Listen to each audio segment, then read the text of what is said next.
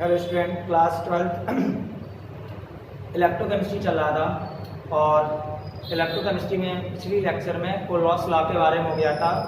Molar conductivity, equivalent conductivity और degree of dissociation, उससे related numerical हो गए थे। आज हम बात करेंगे कि हाउ टू कैलकुलेट कंडक्टिविटी, कैसे कैलकुलेट करते हैं कंडक्टिविटी, इस बारे में बात करेंगे। ठीक है, तो आज की हेडिंग है कैलकुलेशन ऑफ कंडक्टिविटी। कंडक्टिविटी को कैसे कैलकुलेट करेंगे, calculation of conductivity, how to calculate conductivity. अच्छा, किसी भी सेल की आपको कंडक्टिविटी निकालनी हो तो आपको पता होना चाहिए कि सेल कांस्टेंट बराबर क्या होता है। सेल कांस्टेंट बराबर आपका होता है रेजिस्टेंस इनटू कंडक्टिविटी।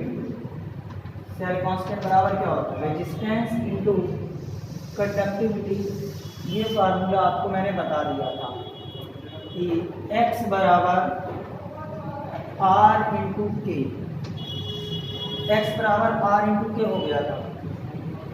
तो कोई भी सेल है, अगर आपको उसकी कंडक्टिविटी निकालनी है तो उसकी कंडक्टिविटी कैसे कैलकुलेट करेंगे। ठीक है, ये बात चल रही थी। चलो देखते हैं। जैसे मान लो आपका ये कोई एक सेल है, प्लेटिनम का सेल है और इस प्लेटिनम के इलेक्ट्रोड है, प्लेटिनम सेल है। इसमें भी किसी भी इलेक्ट्रोलाइट की आपको कंडक्टिविटी निकालनी है, कोई भी इलेक्ट्रोलाइट उसकी क्या निकालनी है, कंडक्टिविटी। तो ये सेल हो गया और इसमें ये भरा हुआ इलेक्ट्रोलाइट है और इस इलेक्ट्रोलाइट क्या निकालनी है, कंडक्टिविटी। ये सेल का एक्सटर्नल सोर्स हो गया, इलेक्ट्रिसिटी से जुड़ा हुआ है।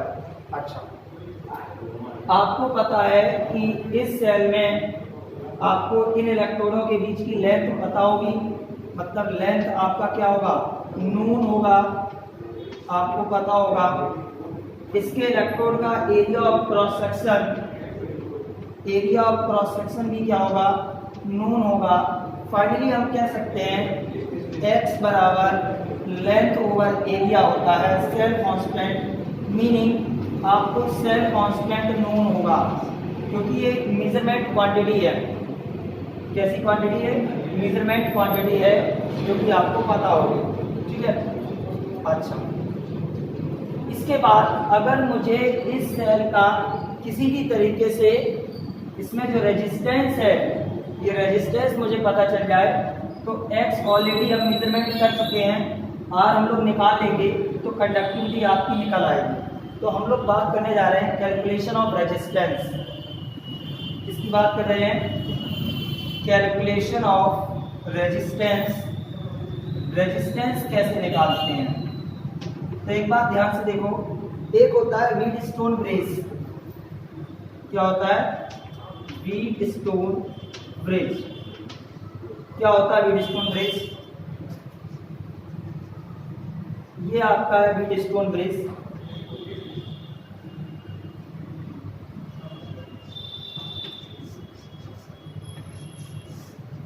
ये व्हीटस्टोन ब्रिज है और यहाँ पे एक लगा रहता है गैल्वेनोमीटर। अगर करंट पास जब तक करेगी तब तक इसमें डिफ्लेक्शन होता जाएगा और जब तक आप करंट पास नहीं होगी तो इसका करंट डिफ्लेक्शन नहीं होगा। ये रेजिस्टेंस है R1, ये रेजिस्टेंस है R2, ये रेजिस्टेंस है R3 और ये रेजिस्टेंस है R4। आपको पता है कि व्हीटस्टोन ब्रिज का एप्लीकेशन क्या है, R1 upon R2 is equal to R3 upon R4। R3 upon R4। चलिए, मुझे R3 R4 पता है, R1 मुझे पता है, R1 मुझे पता है, मुझे नहीं पता है R2। एक्चुअली व्हीटस्टोन ब्रिज में क्या होता है, 4 रेजिस्टेंस होते हैं। 4 रेजिस्टेंस में 3 रेजिस्टेंस नोन होते हैं और चौथा रेजिस्टेंस अननोन होता है। वो जो चौथा रेजिस्टेंस अननोन है, उस अननोन रेजिस्टेंस को हम लोग फाइंड कर सकते हैं with the help of Wheatstone bridge. Wheatstone bridge की हेल्प से जो अननोन रेजिस्टेंस, उस अननोन रेजिस्टेंस को मान निकाल लेते हैं। मान लो कि मैं R2 पे लगाऊंगा ये अननोन रेजिस्टेंस, जो भी अननोन रेजिस्टेंस होगा वो R2 होगा। तो मीनिंग R2 बराबर क्या हो जाएगा, R2 बराबर हो जाएगा R1 into R4 upon R3। ये यहाँ ले गए, इसको यहाँ डिवाइड किया, ये R2 बराबर क्या हो जाएगा R1 into R4 upon R3। तो यहाँ से R2 निकल आएगा। अच्छा देखिए, मैंने इस इलेक्ट्रोलाइटिक सेल को इस अननोन रेजिस्टेंस से जोड़ दिया। जिस इलेक्ट्रोलाइटिक सेल का मुझे रेजिस्टेंस पता नहीं है, तो मैंने रेजिस्टेंस फाइंड करने के लिए उसे व्हीटस्टोन ब्रिज से जोड़ दिया। अब जरा समझना यहाँ साइड से बॉक्स में, लेट R3 अपॉन R4 का जो रेशियो है वो आपका 5/10 से 1/2 आया, 1/2 आया। ठीक, R3 की मतलब जो R3 रेजिस्टेंस है वो 5 ओम का है, R4 रेजिस्टेंस है वो 10 ओम का है, तो इसकी वैल्यू 1/2 ओम आई। इसका मतलब है इसका जो रेशियो होगा वही रेशियो इसका भी आना चाहिए, किसका, R1 और R2 का, तभी आपका यहाँ से डिफ्लेक्शन नहीं होगा। अगर ये रेशियो नहीं आ रहा है इसका मतलब आपका डिफ्लेक्शन हो जाएगा, और जब तक डिफ्लेक्शन होता रहेगा, इस गैल्वेनोमीटर में डिफ्लेक्शन होता रहेगा, तब तक R1 upon R2 is not equal to R3 upon R4। चलिए, मुझे R3 R4 पता है, मुझे ना R2 पता है, अभी मैं मान के चल रहा हूं मुझे R1 भी नहीं पता है। R2 की वैल्यू जो होगी वो तो होगी ही। मैंने माना ये R2 है जो मुझे नहीं पता है, मैंने R1 को चेंज करना स्टार्ट किया। मैंने R1 को 1 ओम रखा, 2 ओम रखा, 3 ओम रखा, 4 ओम रखा, अभी भी रेशियो 1/2 नहीं आया। 5 ओम रखा, अभी भी रेशियो 1/2 नहीं आया। 6 ओम रखा, अभी भी नहीं आया। जब मैंने R1 10 ओम रखा, R1 कितना रखा, 10 ओम, तो ये रेशियो कितना आ गया, 1/2 का आ गया। मतलब R3 अपॉन R4 1/2 है, तो R1 अपॉन R2 भी 1/2 का रेशियो आ गया। या ऐसे कह दो कि रेशियो नहीं आया तो इसमें डिफ्लेक्शन होना बंद हो गया। मैंने देखा जैसे ही रेजिस्टेंस मैंने इसमें 10 ओम का लगाया, तुरंत डिफ्लेक्शन रुक गया। जैसे डिफ्लेक्शन रुक गया, इसका मतलब ये है कि R1 upon R2 equal to R3 upon R4 हो गया। मैंने देखा 10 ओम के रेजिस्टेंस में निकला है, रिफ्लेक्शन रुक गया, इसका मतलब मुझे R1 भी पता चल गया कितना है, 10 ओम। तो बस इस फार्मूले में क्या करना है, R1 10 ओम, R4 कितना है, R4 मैंने लिया है कितना, R4 भी 10 ओम, और R3 कितना है, R3 आपका 5 ohm, 5 to the 10, this is 20 ohm. R2 कितना आया, 20 ओम। सर मैंने R2 यहाँ पे 20 ओम रखा, 10/20 1/2 आ गया, तभी तो डिफ्लेक्शन नहीं हुआ था कि R1 upon R2 is equal to R3 upon R4। मुझे यहाँ से इस प्लेटिनम का जो सेल है, इस प्लेटिनम के सेल का मुझे क्या पता चल गया, रेजिस्टेंस पता चल गया। Sir cell constant already known है, रेजिस्टेंस भी नोन हो गया, क्या मैं इस इलेक्ट्रोलाइट की कंडक्टिविटी नहीं निकाल सकता हूँ? सेल इलेक्ट्रोलाइट की क्या निकल आएगी, कंडक्टिविटी। तो इस तरीके से किसी भी इलेक्ट्रोलाइट की क्या निकालते हैं, कंडक्टिविटी को निकालते हैं। कोई दिक्कत, इसको नोट करिए 1 सेकंड में।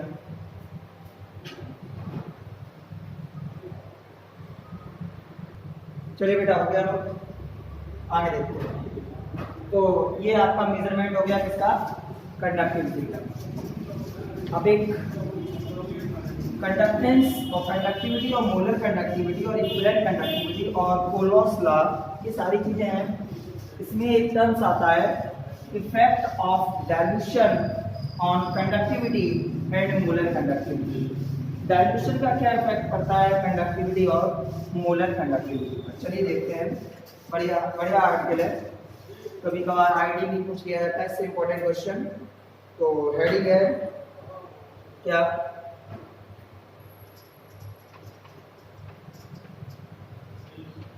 Effect of dilution on conductivity and molar conductivity, इसी में लास्ट में बता देंगे, चाहे तो लिख लो, और इक्विवेलेंट कंडक्टिविटी। डाइल्यूशन का क्या इफेक्ट पड़ेगा मोलर कंडक्टिविटी और इक्विवेलेंट कंडक्टिविटी पर और कंडक्टिविटी पर। चलिए, एक साइंटिस्ट थे डीवे हकेल ने क्या दिया था कि Kpm बराबर Kpm infinite minus B under root of C. This is the equation of Debye Huckel equation. Debye Huckel equation है ये, और ये आपके साइंटिस्ट थे कौन से, डीवे हकेल ने दी थी, और इसका नाम क्या है, डीवे हकेल इक्वेशन। अच्छा, इन्होंने क्या बताया कि मान लो आपका कोई ये सेल है और इस सेल में कोई इलेक्ट्रोलाइट डला है, जो भी इलेक्ट्रोलाइट डला है डला रहने दो, और इस इलेक्ट्रोलाइट को मैंने डाइल्यूट करना स्टार्ट किया। मैंने इतना डाइल्यूशन कर दिया कि उसकी कंसंट्रेशन जीरो हो गई। कंसंट्रेशन क्या हो गई, जीरो हो गई। कंसंट्रेशन जीरो कब होगा, जब डाइल्यूशन इनफाइनाइट हो जाएगा। कंसंट्रेशन जीरो हो गई, दैट्स इट, Kpm बराबर Kpm इनफाइनाइट, क्योंकि C कितना हो गया, zero, is called limiting molar conductivity. इसको क्या बोलते हैं, लिमिटिंग मोलर कंडक्टिविटी। इसको क्या बोलते हैं, limiting molar conductivity.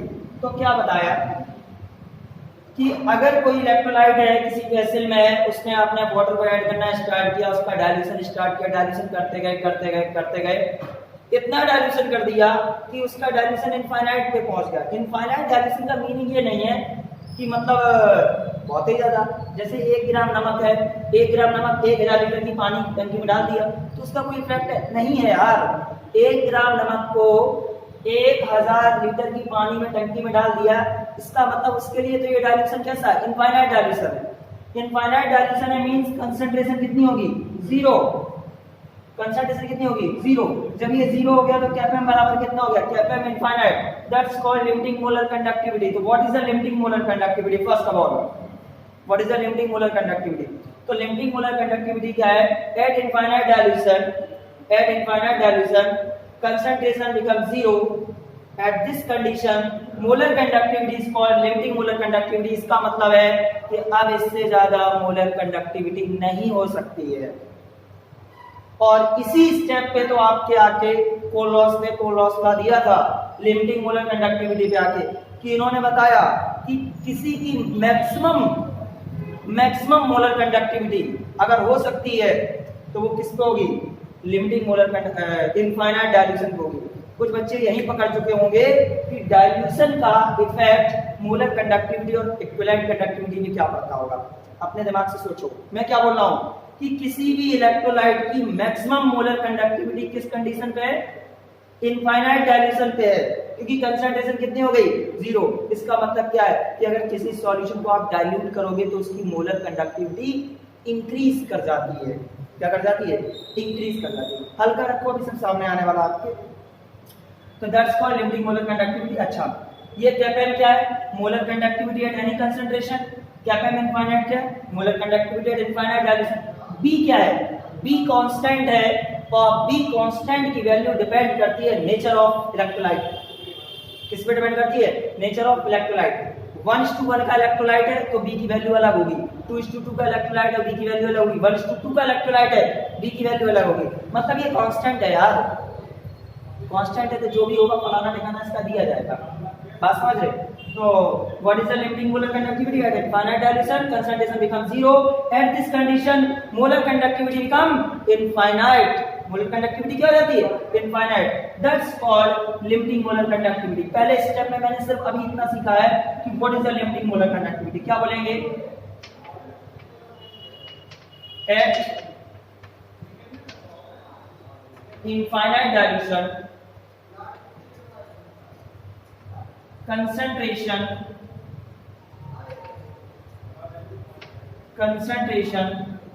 becomes zero and molar conductivity is equal to the molar conductivity at infinite dilution is called limiting molar conductivity LMC। ठीक है, is called limiting molar conductivity. तो कुल मिलाकर यहाँ से एक बात और निकल के आए कि सर अगर आप किसी का डायल्यूशन करोगे तो उसकी मोलर कंडक्टिविटी क्या कर जाती है, इंक्रीज कर जाती है, और इंक्रीज करके वो मैक्सिमम इनफाइनाइट के बराबर पहुंच जाती है। इसका मतलब सीधा सीधा है कि अगर आप डायल्यूशन करोगे तो उसकी मोलर कंडक्टिविटी बढ़ेगी। कैसे बढ़ती है बताने जा रहे हैं, सुनिए ध्यान से।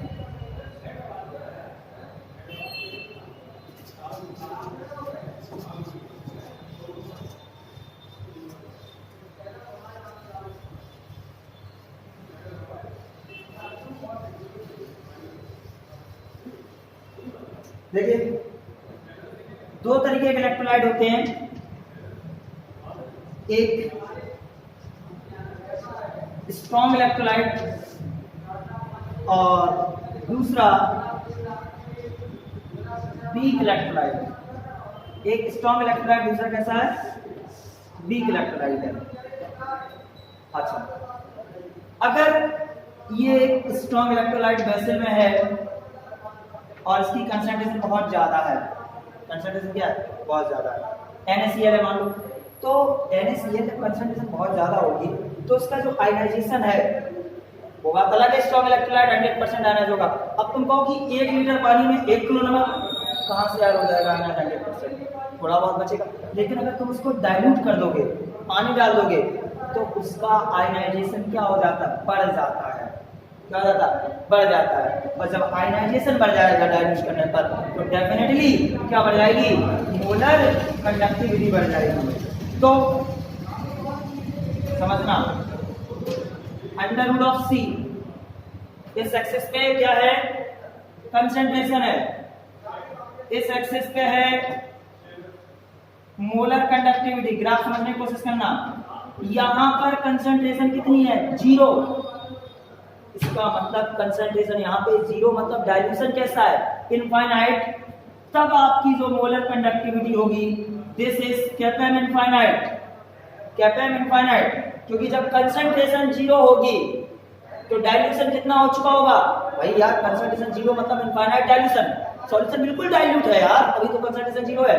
तो इस कंडीशन में कौन सी कंडक्टिविटी होती है, मोलर कंडक्टिविटी इनफाइनाइट डाइल्यूशन, कैपेम इनफाइनाइट। जैसे जैसे कंसंट्रेशन बढ़ेगी वैसे वैसे वैसे वैसे वैसे वैसे वैसे मोलर कंडक्टिविटी कम होती जाएगी, वैसे वैसे क्या होती जाएगी, मोलर कंडक्टिविटी कम होती जाएगी। और भैया उल्टा देखो, तो जैसे जैसे कंसंट्रेशन कम होगी मतलब डाइल्यूशन होगा, जैसे जैसे कंसंट्रेशन कम होगी मतलब डाइल्यूशन होगा। इस पॉइंट पे कंसंट्रेशन 0, मोलर कंडक्टिविटी कहां पहुंच गई, इनफाइनाइट डाइल्यूशन पे पहुंच गई। अब इससे ज्यादा मोलर कंडक्टिविटी हो नहीं सकती है और अब इससे ज्यादा डाइल्यूशन भी नहीं हो सकता है। तो this is graph for strong electrolyte. और क्यों बढ़ती है, क्योंकि डाइल्यूशन करने पर आयनाइजेशन बढ़ जाता है। क्या बढ़ जाता है, आयोनाइजेशन बढ़ जाता है। किसका, strong electrolyte. Sir weak electrolyte की बात करो, बिल्कुल कर सकते हो, क्यों नहीं करो। दिस इज कैपेम सी, कैपेम इनफाइनाइट, और यहाँ पे कैपेम। एक्चुअली वीक इलेक्ट्रोलाइट का, वीक इलेक्ट्रोलाइट की मोलर कंडक्टिविटी पे डाइल्यूशन पे क्या इफेक्ट पड़ता है, वो बात तो कंफर्म है, बढ़ती है। क्या होती है, बढ़ती है। क्या होती है, बढ़ती है। मतलब कि अगर आपने डाइल्यूशन किया तो देखो ये मोलर कंडक्टिविटी बढ़ना स्टार्ट की, बढ़ना स्टार्ट की, बढ़ना स्टार्ट की, बढ़ना स्टार्ट की, बढ़ना स्टार्ट की। भापना, आपने कंसंट्रेशन कम करना स्टार्ट किया, कंसंट्रेशन कम करना स्टार्ट किया, मोलर कंडक्टिविटी बढ़ी। मतलब क्या है कि जब आप वीक इलेक्ट्रोलाइट को भी आयनाइज कर डाइल्यूट करोगे तो उसका आयनाइजेशन बढ़ता है। ये हम लोग पढ़ते हैं, ये पढ़ चुके हैं और हम जानते भी हैं कि किसी भी इलेक्ट्रोलाइट को जितने ज्यादा पानी में डालोगे वो उतना ही ज्यादा आयनाइज होता है। लेकिन जब डाइल्यूशन बढ़ता चला जाएगा, बढ़ता चला जाएगा, तो वीक इलेक्ट्रोलाइट की मोलर कंडक्टिविटी फर्दर आगे चल के सही से define by the graphical representation नहीं हो पाती है, तो ये स्ट्रेट लाइन ऐसे चल जाती है, ऐसे करके ग्राफ आता है, समझ रहे, ऐसे करके ग्राफ आता है, किसके लिए, वीक इलेक्ट्रोलाइट के लिए। लेकिन इसकी वेल डिफाइंड नहीं है, इसकी वेल डिफाइंड है। तो पकड़ने वाले शब्द दो थे, क्या थे, कि अगर किसी का डाइल्यूशन करोगे तो आयनाइजेशन बढ़ जाएगा, क्या बढ़ जाएगा, आयनाइजेशन बढ़ जाएगा, पक्की बात, आयनाइजेशन बढ़ जाएगा। डाइल्यूशन करोगे तो आयनाइजेशन, भैया यार पोस्टवॉल लॉ है क्या यार, पोस्टवॉल लॉ इसी के लिए बना था, फर्स्ट ईयर में पढ़ा होगा, अंडर रूट ऑफ वी, यही तो है कि अगर आपने डाइल्यूशन किया तो आयनाइजेशन बढ़ जाएगा। तो अगर आप डाइल्यूशन करोगे तो आयनाइजेशन बढ़ेगा, मोलर कंडक्टिविटी और इक्विवेलेंट कंडक्टिविटी दोनों बढ़ जाएंगी। स्ट्रॉन्ग इलेक्ट्रोलाइट के लिए चीज वेल डिफाइंड है, लेकिन वीक इलेक्ट्रोलाइट के लिए वेल डिफाइंड नहीं है। अब बात आती है, तीसरा पॉइंट है कि सर डाइल्यूशन करने पर कंडक्टिविटी पे क्या इफेक्ट पड़ता है, what is the effect of conductivity, what is the effect on conductivity of dilution, conductivity में डाइल्यूशन का क्या इफेक्ट पड़ता है, इसके बारे में पढ़ने जा रहे हैं, देखते हैं।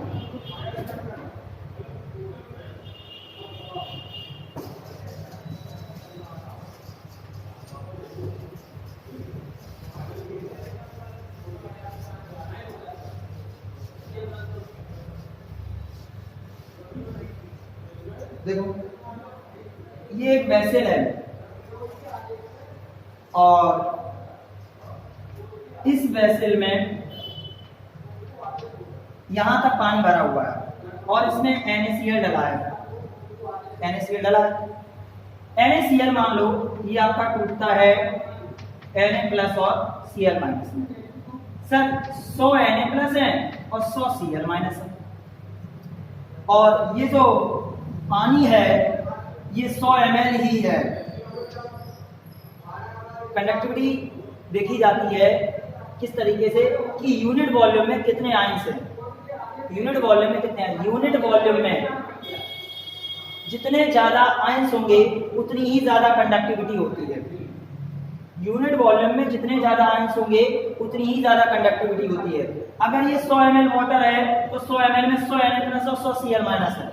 अगर इसका यूनिट वॉल्यूम 1 ml निकालोगे तो इस 1 ml में, चलो 200 मान लो, ये 200 है और ये भी कितने हैं 200, तो इस 1 ml में 2 Na प्लस और 2 Cl माइनस आने चाहिए।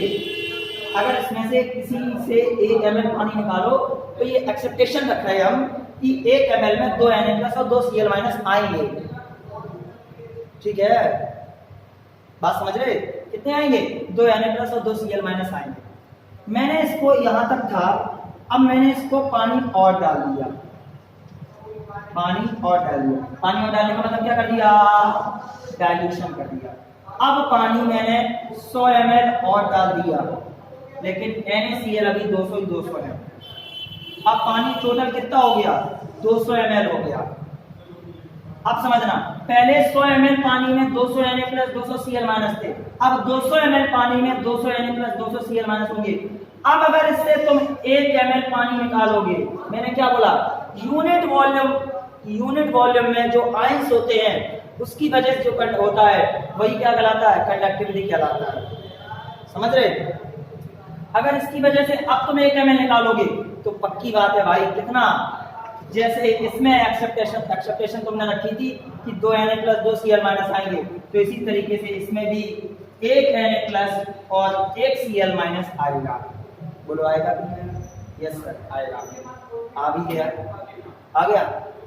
तो जरा बताओ, ऑन डाइल्यूशन यूनिट वॉल्यूम में नंबर ऑफ आयंस क्या कर गए, डिक्रीज कर गए, नंबर ऑफ आयंस डिक्रीज कर गए, कंडक्टिविटी क्या कर जाएगी, डिक्रीज कर जाएगी, क्या कर जाएगी, डिक्रीज कर जाएगी। तो भैया अगर आप किसी का डाइल्यूशन करोगे तो उसकी मोलर कंडक्टिविटी और इक्विवेलेंट कंडक्टिविटी बढ़ जाती है क्योंकि आयनाइजेशन बढ़ जाता है। लेकिन अगर आप किसी का डाइल्यूशन करोगे तो उसकी कंडक्टिविटी कम हो जाती है क्योंकि यूनिट वॉल्यूम में नंबर ऑफ आयंस कम हो जाते हैं। तो this is the effect of dilution on molarity and effect of dilution on molar conductivity and equivalent conductivity and conductivity. Okay clear, कोई दिक्कत तो बता देना, सॉल्व कर देंगे। Okay thank you. नोट कर लीजिए एक सेकंड में।